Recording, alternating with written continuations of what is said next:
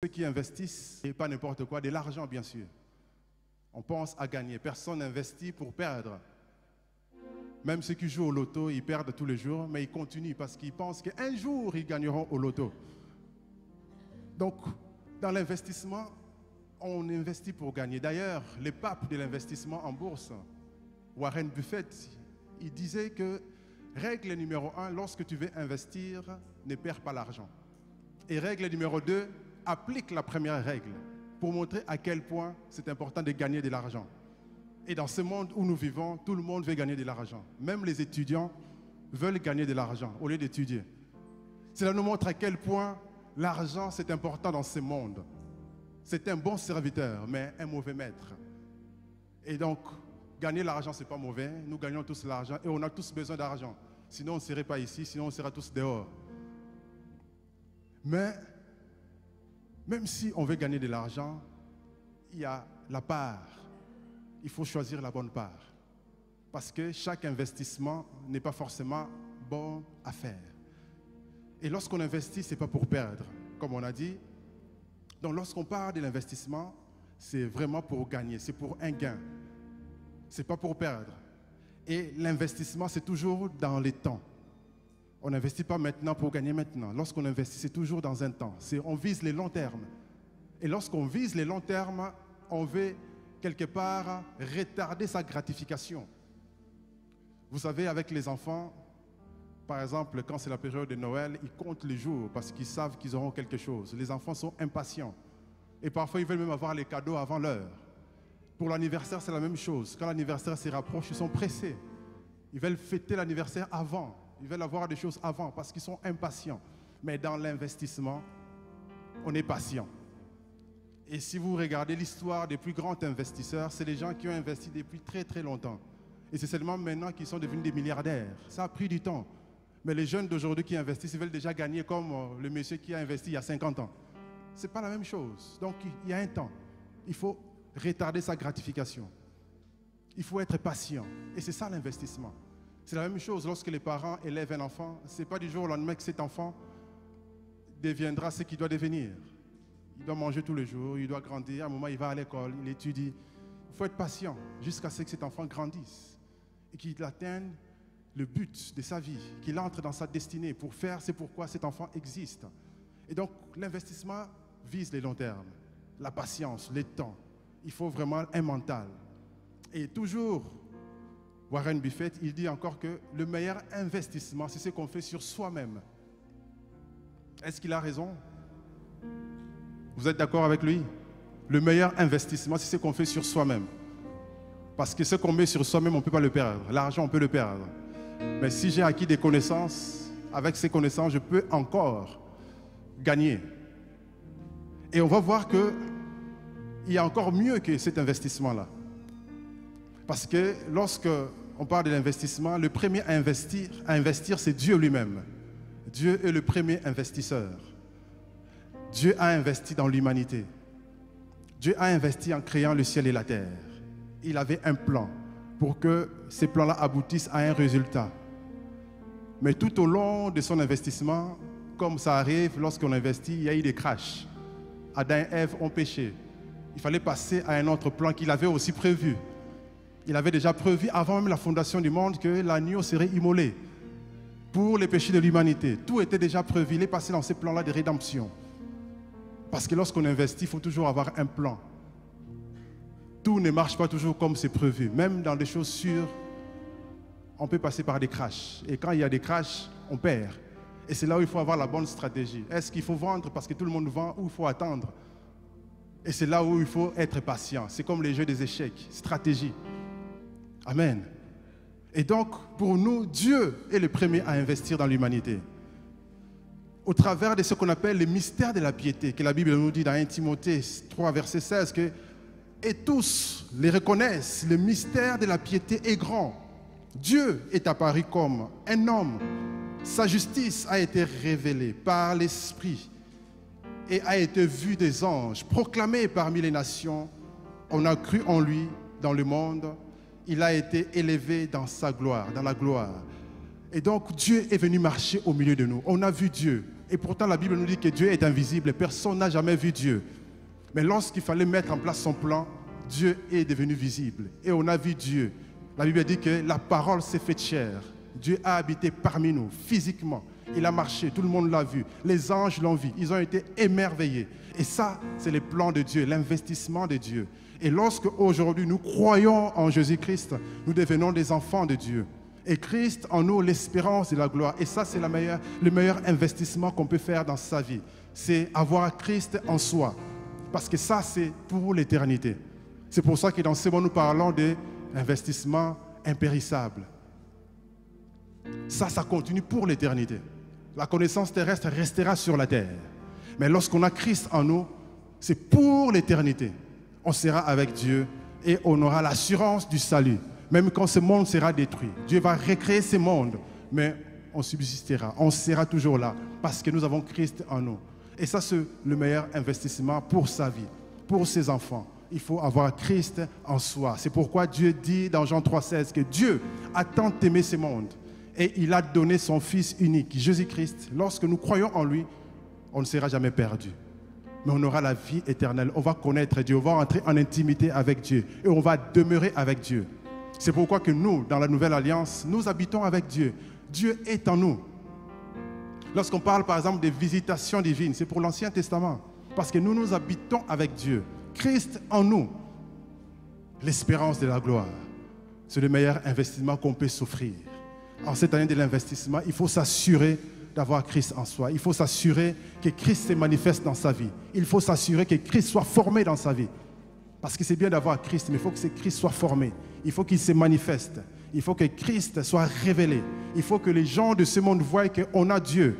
C'est pourquoi Romains nous dit quoi? Que le monde soupire après la manifestation des fils de Dieu. Lorsque Dieu se manifeste au travers de nos vies, c'est là alors que le monde reconnaîtra que nous sommes des fils de Dieu. Parce que le monde soupire après cela. Et il y a des gens dans ce monde qui sont déprimés. Ils ont besoin de voir Dieu agir au travers de nous. Il y a des gens de ce monde qui ont des problèmes, des maladies. Ils cherchent des solutions. Mais ils ont besoin de voir Christ en nous se manifester. C'est pour ça que Jésus, lorsqu'il est arrivé, il a prêché son royaume, les royaumes de Dieu. Et lorsqu'il prêche le royaume de Dieu, il est en train d'expliquer les principes de son royaume. Et le royaume de Dieu se manifeste par le Saint-Esprit. Le royaume de Dieu, c'est l'influence du Saint-Esprit sur la terre. C'est pour ça qu'il disait, cherchez premièrement le royaume de Dieu et sa justice. Et toutes choses nous seront données par-dessus. C'est-à-dire que lorsque nous cherchons le Saint-Esprit et que nous comprenons les principes du royaume de Dieu, c'est à cela que le monde va voir qu'on a Dieu. Parce que lorsqu'on a le Saint-Esprit, on a sa présence et on applique les principes, véritablement on va se manifester sur cette terre. Et le monde verra qu'on a Dieu. Amen. Donc, Jésus, en arrivant, il a prêché son royaume. Et dans le royaume, il explique les principes de l'investissement. Tout ce que vous lisez comme parabole, ce sont des principes d'investissement. Ça parle du business, d'économie, de l'investissement. Étudiez toutes les paraboles sous cet angle-là, vous allez comprendre que Jésus parlait business aussi. Par exemple, la parabole du semeur. Il dit un semeur sort, il va s'aimer. La semence tombe sur le chemin et ça ne porte pas. Ça tombe sur une terre épineuse, ça ne porte pas. Ça tombe sur une pierre rocailleuse, ça ne porte pas. Mais lorsque ça tombe sur une bonne terre, ça va porter beaucoup de fruits. C'est comme lorsque tu veux investir. Tu as un projet, il faut investir dans un bon marché qui porte. Lorsque tu investis dans un mauvais marché, ça ne marchera pas. C'est la même chose, c'est un principe dans les affaires. Lorsqu'on vous parle de paraboles, par exemple, des talents, un talent, c'est autour de 25 kilos d'or. Quand tu as 25 kilos d'or, tu fais quoi avec? Tu réinvestis pour avoir encore plus. Et celui qui avait réinvesti pour avoir encore plus, c'est celui-là que Dieu avait dit, bon et fidèle serviteur, entre dans la joie de son maître. Celui qui a enterré de l'or a été puni. On lui a arraché ce qu'il avait, on a donné à quelqu'un d'autre. Parce que Dieu veut aussi des affaires. C'est-à-dire que s'il a investi Christ, c'est pour qu'il gagne à la fin. Lorsqu'on parle, par exemple, de la parabole des livrets et du bon grain, c'est aussi un principe des affaires. Lorsque tu fais des affaires, tu auras des concurrents, des loyaux, des gens qui voudront faire la même chose que toi, mais en copiant, en faisant du faux pour détruire ton marché. Qu'est-ce que tu fais?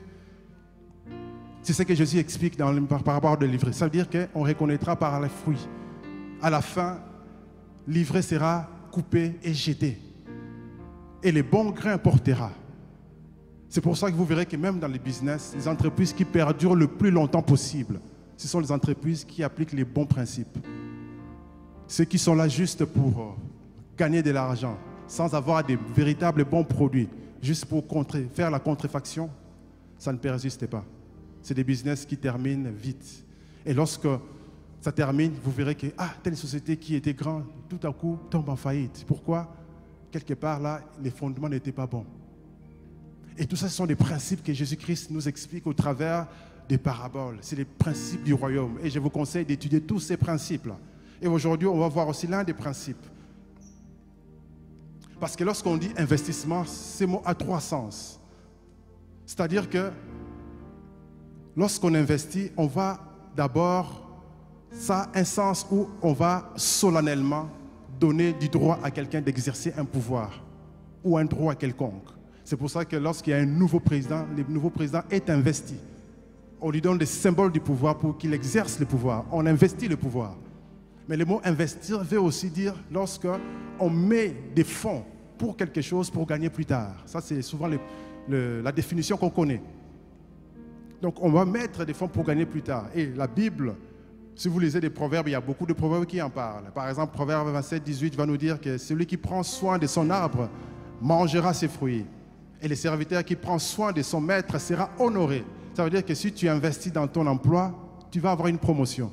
Si tu investis dans tes produits, ça portera du fruit. Donc Dieu nous appelle à investir dans les différents domaines qu'on va étudier tout au long de cette année. Et dans ce moment, nous sommes en train de parler de l'investissement impérissable, de l'investissement qui porte pour l'éternité. L'investissement, c'est aussi l'engagement. Lorsqu'on va investir, on va s'engager. On n'investit pas à la légère. L'investissement demande de l'engagement. Lorsque vous investissez par exemple en bourse, souvent ça c'est les gens les font, ils achètent, ils vendent, ils achètent, ils vendent, ils font souvent des spéculations. Mais des investisseurs à long terme, ils prennent leur temps.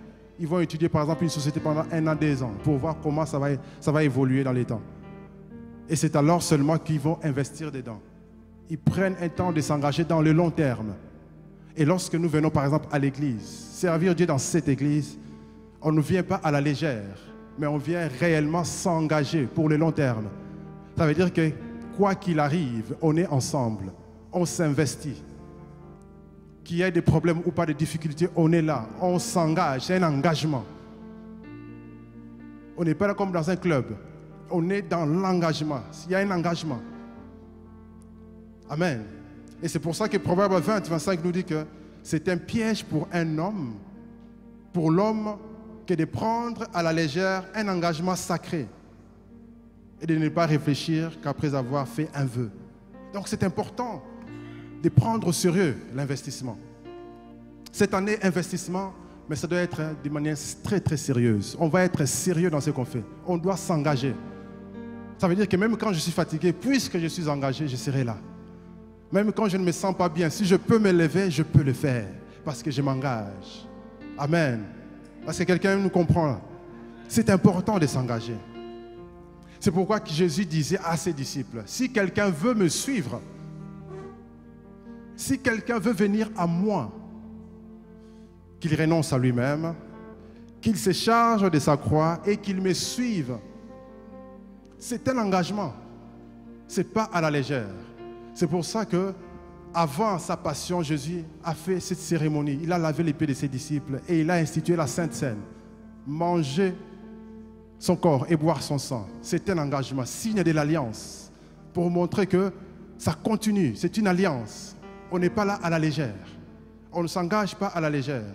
On ne devient pas enfant de Dieu juste par plaisir, mais parce qu'il y a un engagement. Et on peut investir évidemment dans la finance, ce n'est pas mauvais, ce n'est pas un péché d'investir. C'est important de mettre sa famille à l'abri, c'est important d'avoir des réserves parce que, évidemment, même le Seigneur l'encourage parce que les jours mauvais arriveront toujours. Lorsque tu as tes réserves, tu pourras l'utiliser justement. Et on peut investir sur soi, comme Warren Buffett disait. On peut investir sur soi, investir dans l'enseignement, se former correctement, la formation continue, lire sa Bible, étudier, faire du sport, se nourrir correctement, investir dans sa santé. Nous vivons dans un monde aujourd'hui, c'est très grave. Les gens vont vous vendre une nourriture industrielle qui vous rendra malade. Et ensuite, lorsqu'on tombe malade, on va voir les médecins, on va vous prescrire des médicaments à prendre tous les jours. Et ces médicaments-là aussi vous tuent à petit feu. Et vous restez dépendant d'un système. Parce que celui qui vous donne un salaire, le salaire est récupéré plus tard avec la TVA, avec tout ce qu'on nous propose comme produit, marketing, pour prendre notre argent. Et on prend aussi notre santé, on nous donne des médicaments. Bref, c'est un cercle vicieux qui met les gens dans la dépendance. Et ça, c'est le système du monde. C'est pourquoi nous, enfants de Dieu, on doit comprendre qu'on peut investir dans notre santé. Parce que si on est cloué au lit malade, même Dieu ne pourra pas nous utiliser. Dieu a besoin de notre corps en bonne santé pour que nous puissions les servir. C'est pourquoi c'est important d'investir sur soi aussi. Et le meilleur investissement, c'est qu'on va voir, c'est l'investissement impérissable. C'est pourquoi Jésus disait, car celui qui voudra sauver sa vie, la perdra. Mais celui qui perdra sa vie à cause de moi et de la bonne nouvelle, la sauvera. Amen. Et dans Luc 12, 33, la Bible dit, vendez ce que vous possédez, donnez les aumônes et faites-vous des bourses qui ne s'usent point, un trésor inépuisable dans le cieux, où les voleurs n'approchent point et où la terre ne détruit point. C'est ça l'investissement non périssable. Effectivement, tout ce que nous investissons, on peut le perdre. Même l'or, on peut le perdre. On peut nous voler cela. Même dans des banques les plus sécurisées. Quand vous regardez dans des films comme des Ocean's 11 et autres, là, on peut même aller braquer ce genre de banque. Il y a toujours moyen de braquer. Mais lorsqu'on investit dans le royaume des cieux, on ne le perdra jamais. On ne le perdra jamais. Et ça, c'est l'investissement impérissable. Et notre thème de maintenant de ces messages, c'est qui perd, gagne. Amen. Dis à ton voisin qui perd, gagne. Ça veut dire que lorsque j'investis pour le royaume de Dieu, les gens croiront que je suis en train de perdre. Mais à la fin, je gagne. C'est ce que Jésus a fait. Les Satan croyaient que Jésus était en train de perdre à la croix. Satan était en train de faire la fête lorsque Jésus était cloué, lorsque Jésus était arrêté. Mais à la fin, c'est Jésus qui a gagné. Qui perd, gagne. C'est un principe du royaume de Dieu. Nous allons lire. Je vous prie de bien vouloir vous lever. Nous allons lire ensemble Matthieu 19, versets 27 à 30. Matthieu 19, 27 à 30. La Bible dit, Pierre, prenant la parole, et lui dit, voici, nous avons tout quitté et nous t'avons suivi. Qu'en sera-t-il pour nous? Jésus leur répondit, je vous l'ai dit en vérité, quand le Fils de l'homme, au renouvellement de toutes choses, sera assis sur le trône de sa gloire, allez-y, c'est le trône de sa gloire, vous qui m'avez suivi, vous serez de même assis sur 12 trônes et vous jugerez les 12 tribus d'Israël. Et quiconque aura quitté à cause de mon nom ses frères, ou ses sœurs, ou son père, ou sa mère, ou sa femme, ou ses enfants, ou ses terres, ou ses maisons, recevra le centuple et héritera la vie éternelle.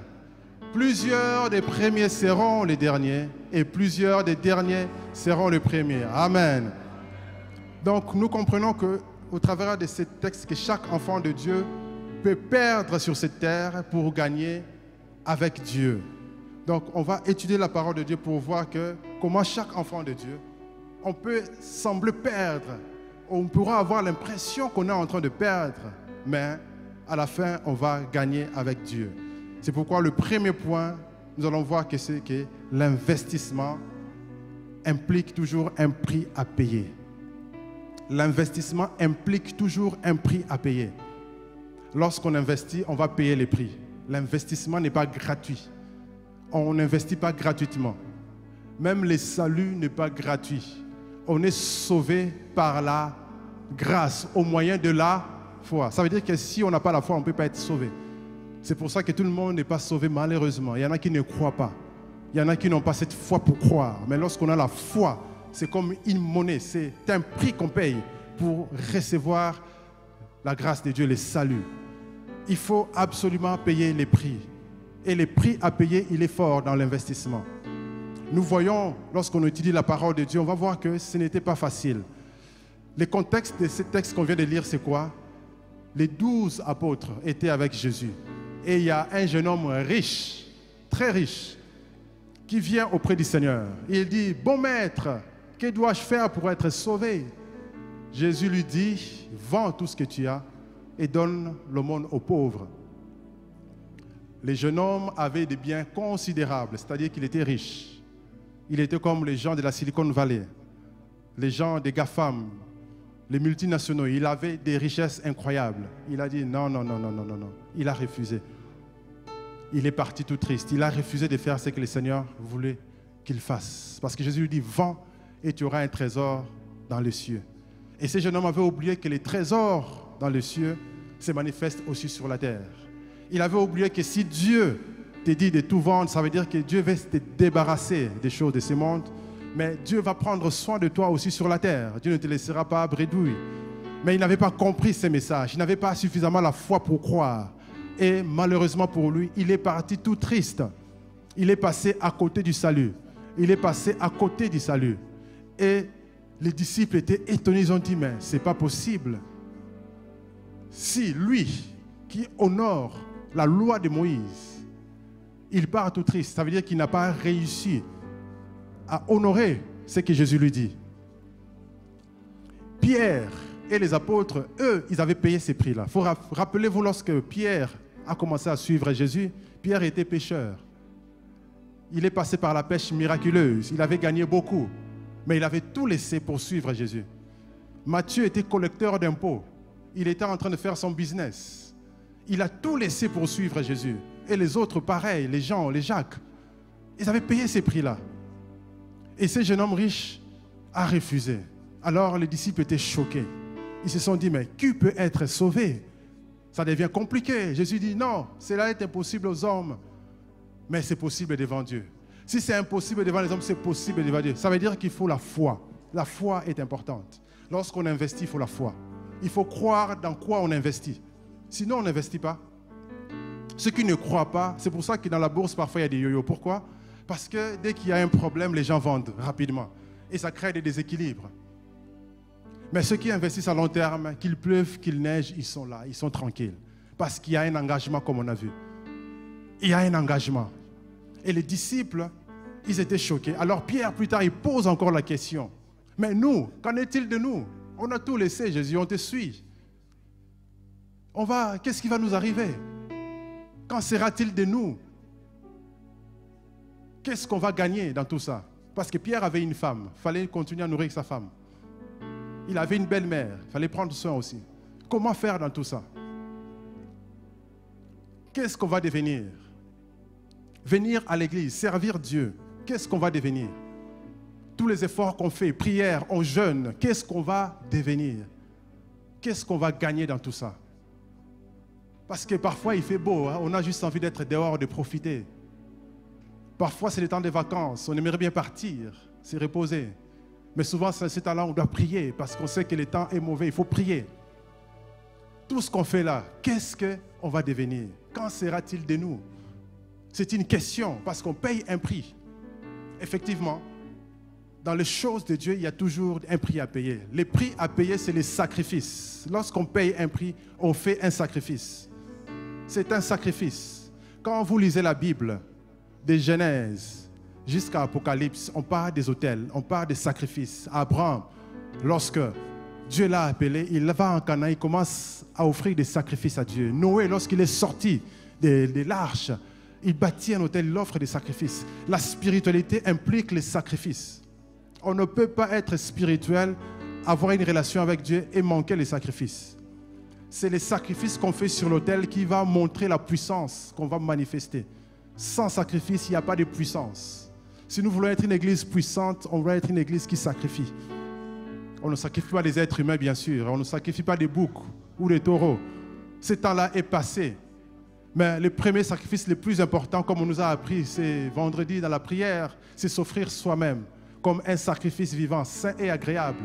Ça veut dire que si je me donne tout entier à Dieu, ça veut dire que tout ce qui m'appartient aussi, je ne vais pas non plus le priver à Dieu, je le donnerai aussi. C'est ce que les jeunes hommes riches n'avaient pas compris. Lorsque Jésus lui demandait de donner, il a refusé. Mais lorsqu'on comprend cela, on peut tout donner à Dieu parce que d'abord, la chose la plus importante, c'est nous-mêmes. Si on se donne tout entier à Dieu, on ne pourra plus rien refuser Dieu. Parce que Dieu a fait la même chose. Il nous a donné ce qu'il avait le plus précieux, Jésus-Christ.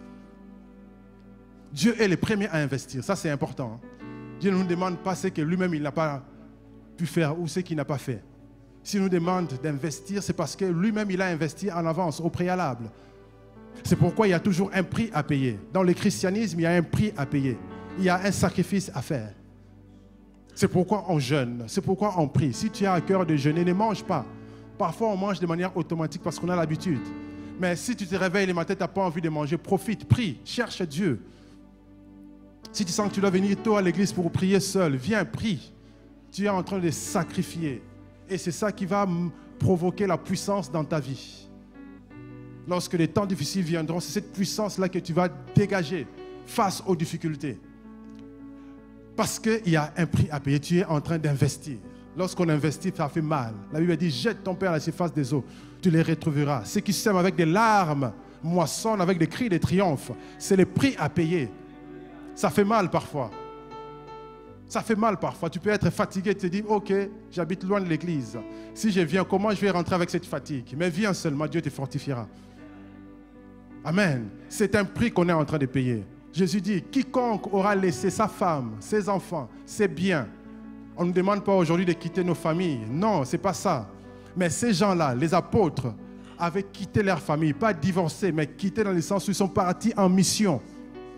C'est important de comprendre ça, parce qu'il y en a qui vont profiter pour faire des choses bizarres. Non, ils ont quitté parce qu'ils sont partis en mission. Il fallait bien que quelqu'un les fasse. Il y a des gens qui payent les prix chers, qui quittent leur famille, qui vont loin de leur famille pour servir Dieu. C'est un prix à payer. Si l'évangile est arrivé partout dans le monde aujourd'hui, parce qu'il y a des gens qui ont quitté leur famille, leur langue, leur peuple, ils sont partis loin pour prêcher l'évangile. C'est un prix. Aujourd'hui, il ne nous demande pas forcément à nous tous de quitter, mais on peut faire des efforts. Parfois, de temps en temps, tu peux quitter les lits pour prier, chercher Dieu. Tu peux quitter la distraction. Tu peux t'éloigner de la nourriture pour chercher Dieu. C'est un prix à payer. Tu peux t'éloigner de ton loisir préféré un moment pour chercher Dieu. C'est un prix à payer. Il y a un prix à payer. Parce que c'est comme ça qu'on investit. On est en train de payer un prix. On est en train de payer un prix. Ça fait mal, mais un jour on gagnera. Qui perd, gagne. Si on perd aujourd'hui, on gagnera demain. Alors on va investir, on va faire des efforts nécessaires. On peut quitter les conforts qu'on a. On peut quitter des situations pour aller faire ce pourquoi Dieu nous appelle à faire. À chacun d'entre nous, Dieu nous parle d'une manière ou d'une autre. Il y en a qui vont en mission loin, mais il y en a qui peuvent faire la mission juste dans les quartiers. Quitter son confort au chaud et aller parler aux jeunes du quartier qui ne font rien, qui fument de joints. Ça peut être ça. Ça peut être accueillir d'autres femmes et parler, leur témoigner Christ. Ça peut être réunir des hommes au lieu de parler de politique et football, parler de Christ. Mais Dieu nous appelle d'une manière ou d'une autre à faire un sacrifice, à quitter notre confort pour faire ce pourquoi il nous appelle. C'est l'investissement non périssable. Parce qu'il y a toujours un prix à payer. Il y a un prix qu'on doit payer. Il y a un sacrifice qu'on doit faire. Et on gagnera plus tard. Il y a parfois, c'est l'argent qu'on doit payer pour organiser des réunions, pour organiser des événements. S'il y a des croisades d'évangélisation qu'on voit partout dans le monde, il y a quelqu'un qui paye. Ça coûte de l'argent. Si on peut se réunir ici, c'est parce que nous contribuons. Et il faut continuer à le faire. C'est un prix que nous payons pour avoir ces lieux. Et si on continue, on aura encore d'autres lieux, parce que Dieu nous appelle à aller de gloire en gloire. C'est un prix que nous payons. Et Dieu nous appelle à payer ces prix-là, à offrir des sacrifices. Et le meilleur sacrifice encore, comme je disais tout à l'heure, c'est nous-mêmes. Nous devons nous offrir à Dieu. Si nous nous offrons à Dieu, nous serons agréables. C'est des sacrifices que Dieu agrée. La deuxième des choses que nous voyons, dans le verset 30, la Bible dit que les premiers seront les derniers. Et les derniers seront les premiers. Nous voyons que l'investissement non périssable n'a pas d'influence, ou le temps n'a pas d'influence sur l'investissement non périssable. Le temps n'a pas d'influence. Parce que lorsqu'on investit à chaque fois, le facteur temps est important. Par exemple, ceux qui ont investi au début de Google, au début d'Amazon, de Microsoft, aujourd'hui, la plupart qui ont mis même juste 10 000 €, aujourd'hui sont des millionnaires milliardaires. le peu qu'ils ont mis là, parce que ça a porté dans le temps, la valeur a augmenté. Et il y a parfois des arnaques, ça arrive souvent, ce qu'on appelle le système pyramidal, où on vous dit, tiens, vas-y, va vendre des produits. C'est souvent vendre des produits pour quelqu'un. En fait, quand tu vends, celui qui est au-dessus de toi, de ces systèmes, gagne de l'argent gratuitement.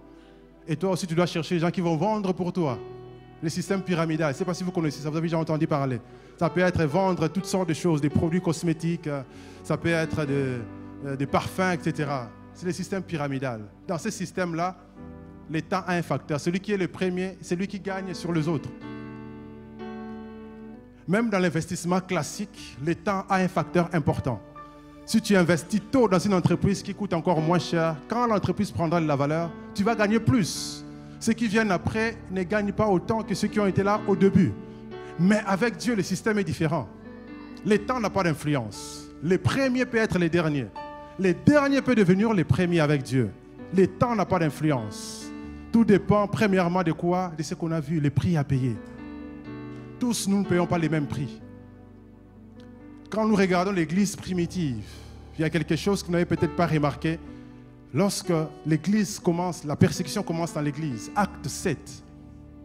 Les premiers martyrs, ce n'était pas parmi les 12 qui étaient là au début avec Jésus. Parce que les 12 étaient au début avec Jésus. C'était l'un des critères pour remplacer Judas. Qui était avec nous dès le commencement? On a choisi Matthias. Il y avait Matthias et Barsabas. Étienne n'était pas là. Il est venu après. Il est devenu disciple. Il a été choisi parmi les diacres. Mais lorsque nous lisons la Bible, on dit qu'il faisait des prodiges parmi le peuple. Dieu l'utilisait puissamment. Et pourtant, il est venu après.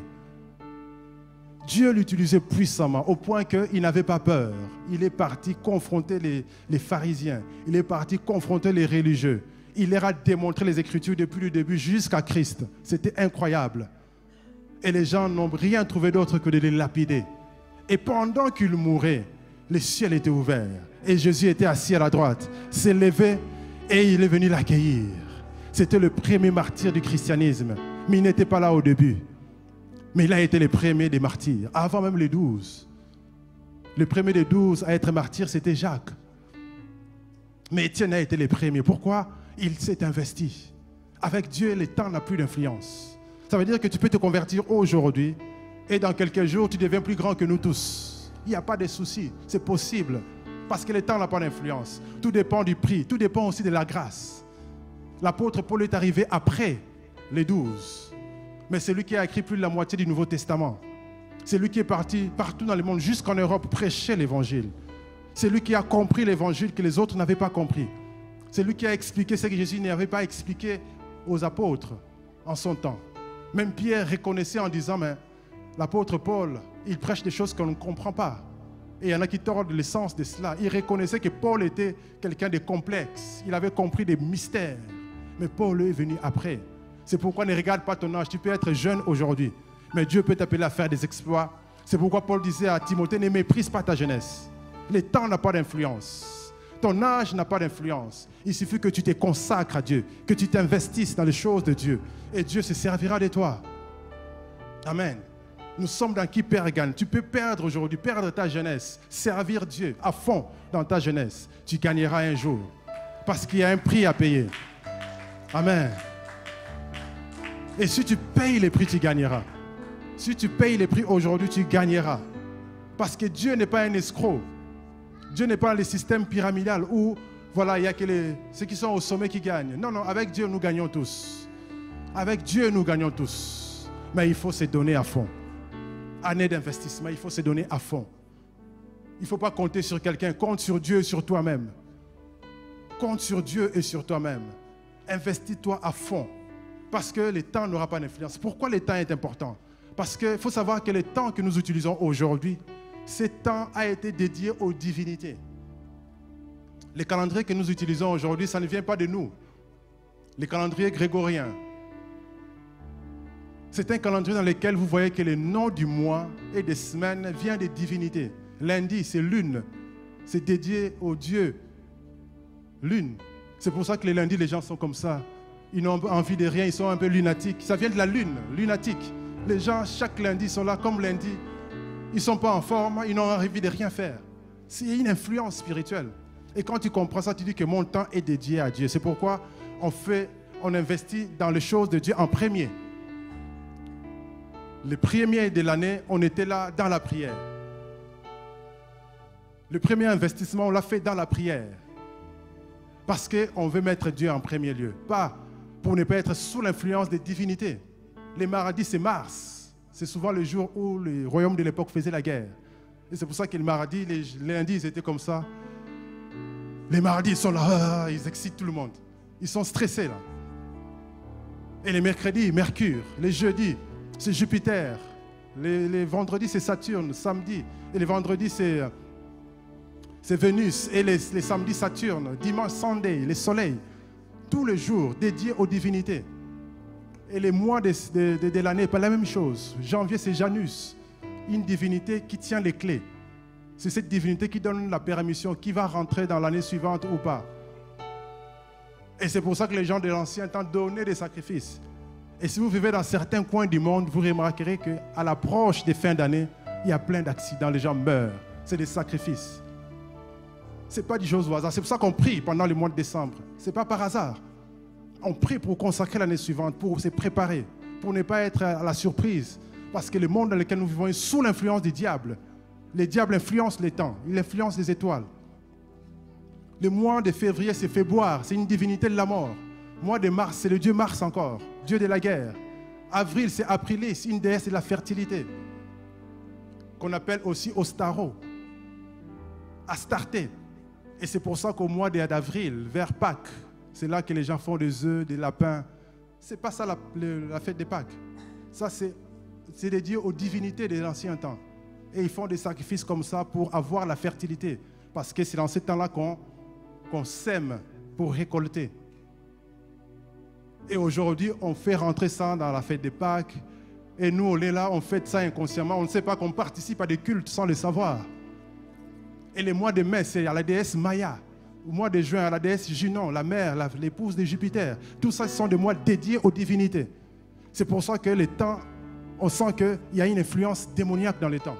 Et qu'est-ce qu'il faut faire, nous? On confie notre temps à Dieu. Les matins, on dévance l'aurore, on prie Dieu, on adore Dieu. Les premiers de l'année, on est dans la présence de Dieu pour confier notre année en Dieu, pour que notre influence notre investissement n'ait pas d'influence, que le temps n'ait pas d'influence sur notre investissement. Parce que notre temps est confié en Dieu. Amen. Parce que le facteur temps est important.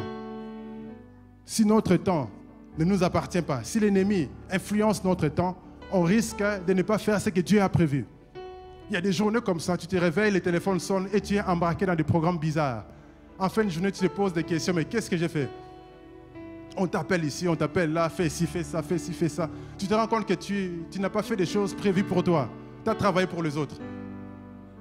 Le temps de t'en rendre compte. Quelqu'un a volé ton temps. C'est bien d'aider, je n'ai pas dit de ne pas aider les gens. Mais parfois, il y a des choses comme ça qui tombent. Mais si tu as commencé par la prière, tu as fermé ton téléphone, tu as le droit de fermer ton téléphone. Le monde continuera de tourner. Hier, mon téléphone était fermé et pourtant j'avais des gens qui devaient m'appeler. Et je me suis rendu compte à la fin que le monde continue de tourner, tout va bien. Ben oui, on peut. À un moment donné, on éteint les téléphones, on est consacré à Dieu, on investit pour son avenir, pour son futur. Et c'est possible. Amen. Parce qu'il y a des voleurs de temps. Si on ne fait pas attention au temps, on était peut-être les premiers, on peut se retrouver les derniers. Et dans la Bible, quand vous lisez, vous verrez que ce n'est pas parce qu'on est né aîné qu'on va avoir forcément la bénédiction de l'aîné.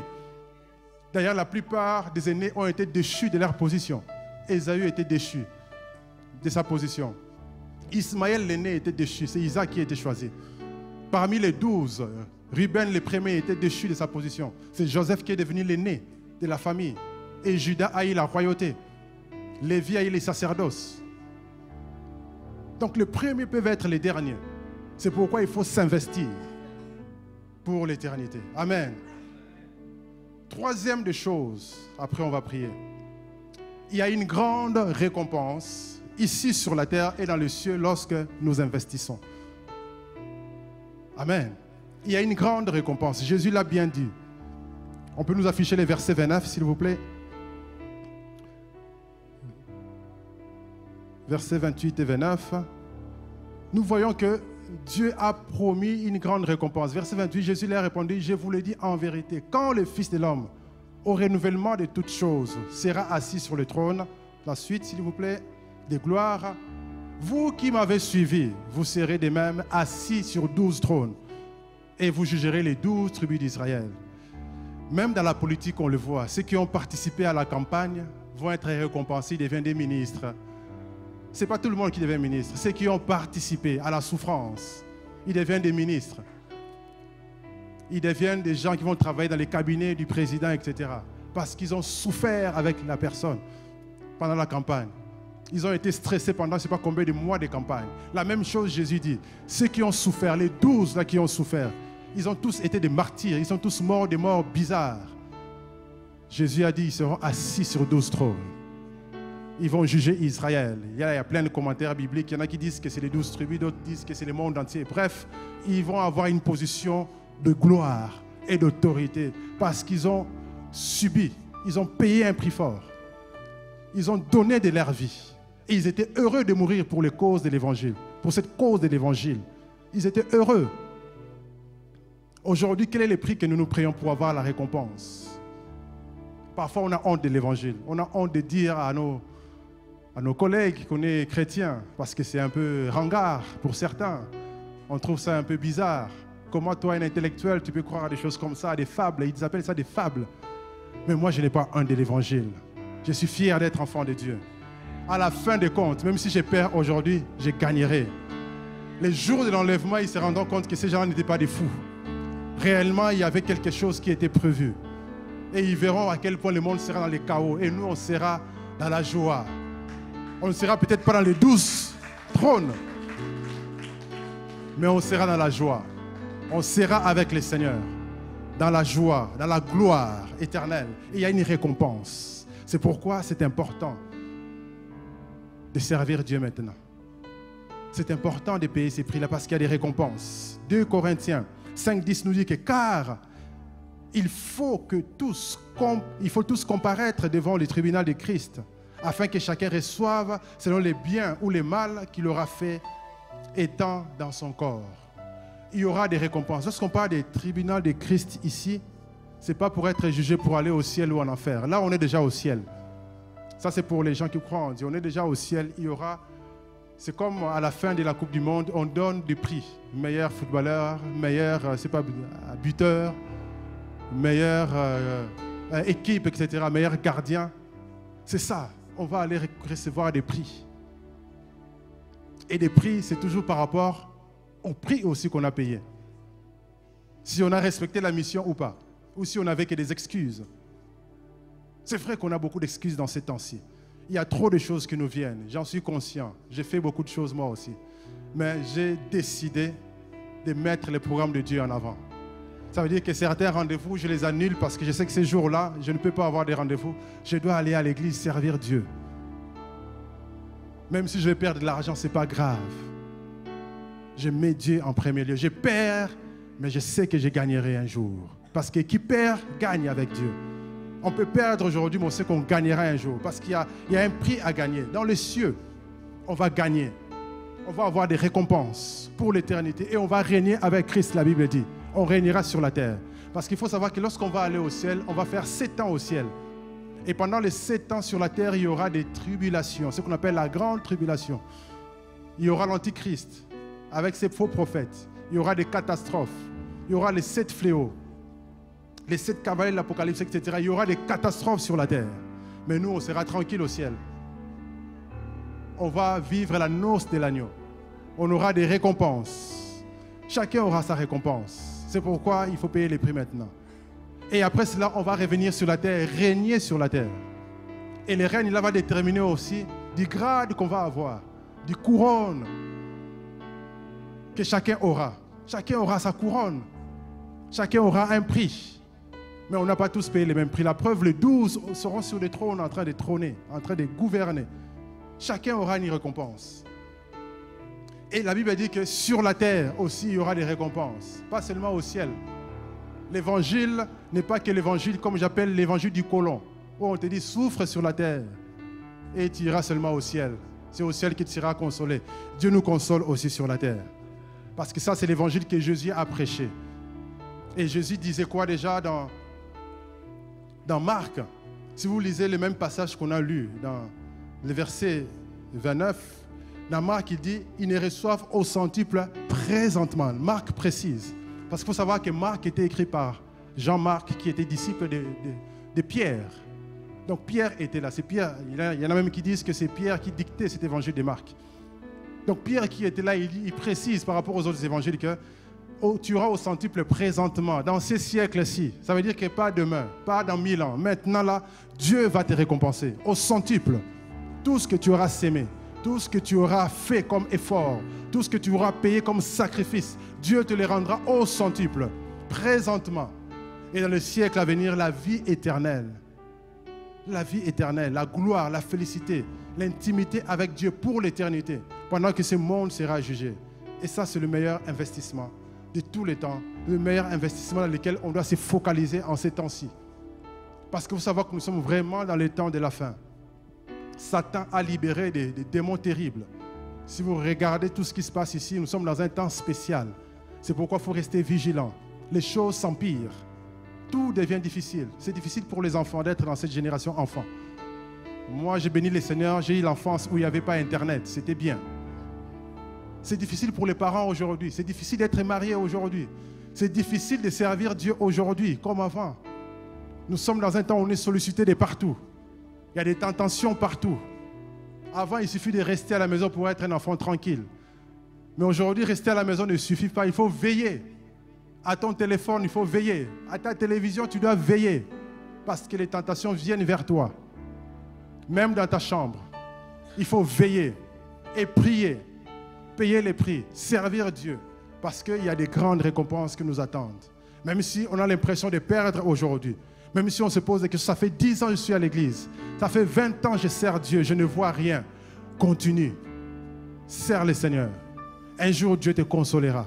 Sur cette terre, tu auras des récompenses. C'est pourquoi les facteurs foi, c'est important. Il faut la foi. Il faut croire aux promesses de Dieu. Croire à la parole de Dieu. Croire à ce que Dieu t'a dit. Parce que même si tu perds aujourd'hui, un jour, tu gagneras. Mais faut-il encore être dans l'alliance? Être enfant de Dieu. Accepter Jésus dans son cœur. Comme Seigneur et son Sauveur. Je ne sais pas si quelqu'un sur Internet ou ici qui veut renouveler son alliance avec Dieu. Si tu te rends compte que tu étais éloigné de Dieu. Tu étais loin de Dieu et que tu aimerais renouveler ton alliance avec Dieu. Tu aimerais revenir à la maison comme l'enfant prodige, revenir à Dieu.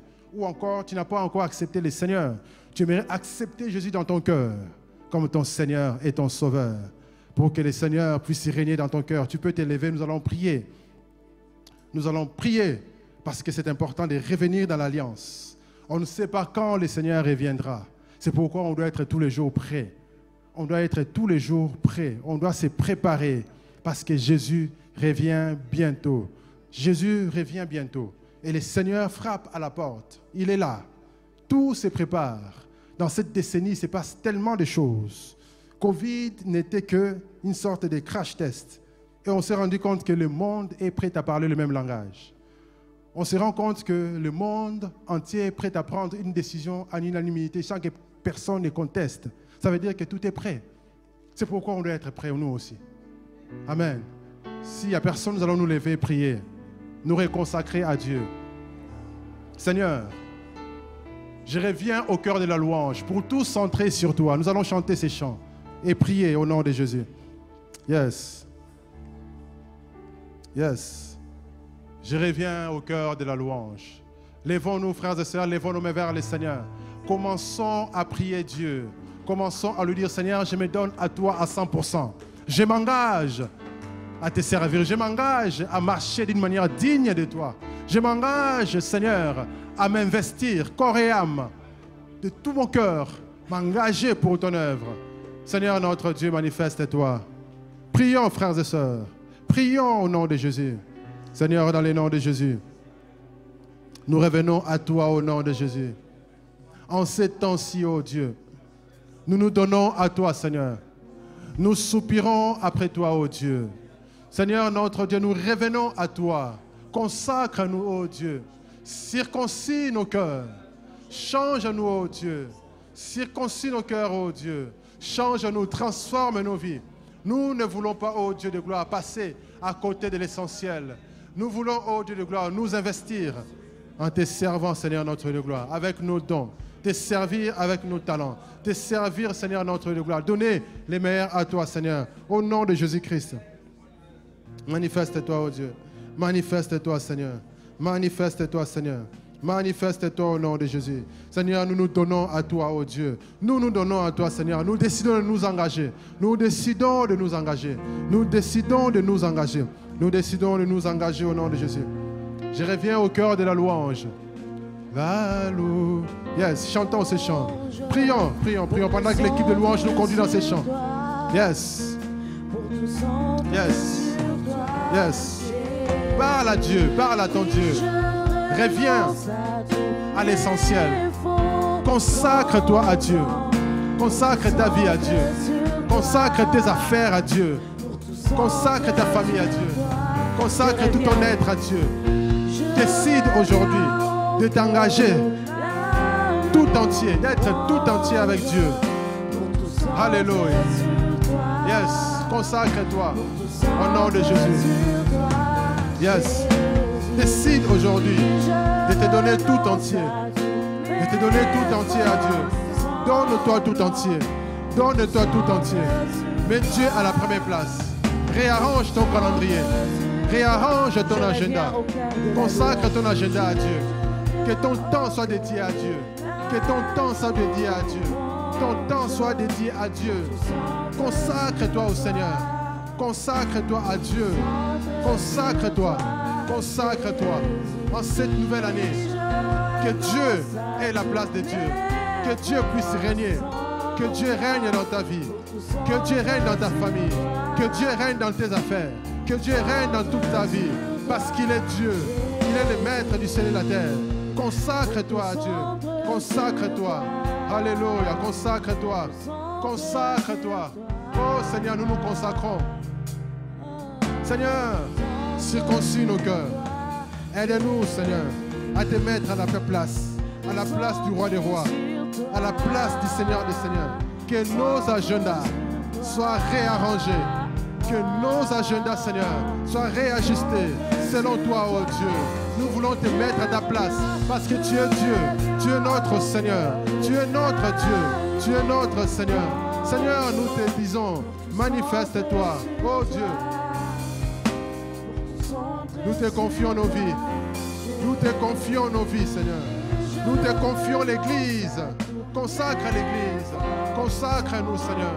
Nos vies, Seigneur. Nos programmes, notre temps, nous les dédions à toi, oh Dieu. Nous les dédions à toi au nom de Jésus. Merci, Seigneur. Merci, Seigneur. Alléluia. À toi soit la gloire. À toi soit la puissance. Au nom de Jésus. Nous allons prier pour ceux qui sont malades. Si vous êtes malade, venez rapidement, on prie pour vous avant de clôturer au nom de Jésus-Christ. Merci Seigneur. À toi soit la gloire. Si vous êtes malade, vous avez besoin de la prière, venez rapidement. Alléluia.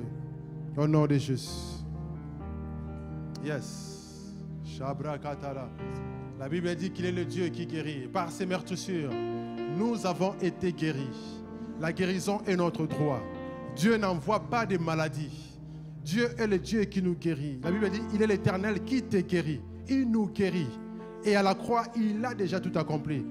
C'est pourquoi dans l'épître de 1 Pierre 2, 24, il dit, par ces meurtrissures, vous avez été guéris. Ça veut dire que la guérison a déjà été acquise à la croix. Il faut simplement croire qu'on est guéri. Il faut accepter la guérison que Dieu manifeste. C'est pourquoi nous allons proclamer la guérison dans vos vies.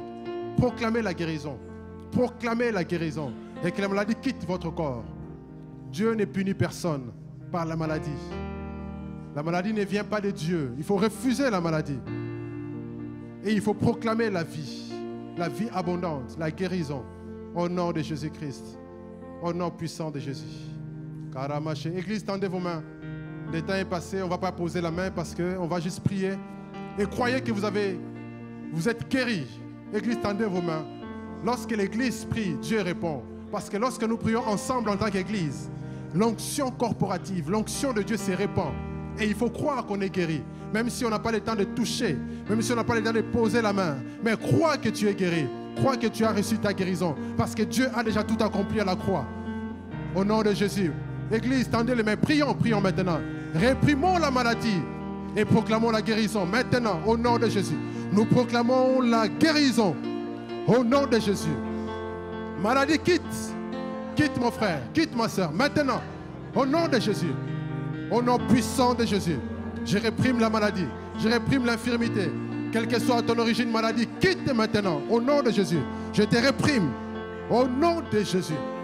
Je réprime la maladie. Je plaide le sang de Jésus sur mon frère, sur ma sœur ici présente. Au nom de Jésus-Christ. Au nom de Jésus. Si toi qui me suis, tu es malade, maintenant, je proclame la guérison dans ta vie. Reçois la guérison. Reçois la guérison. Reçois la guérison. Au nom de Jésus. Rabrakata.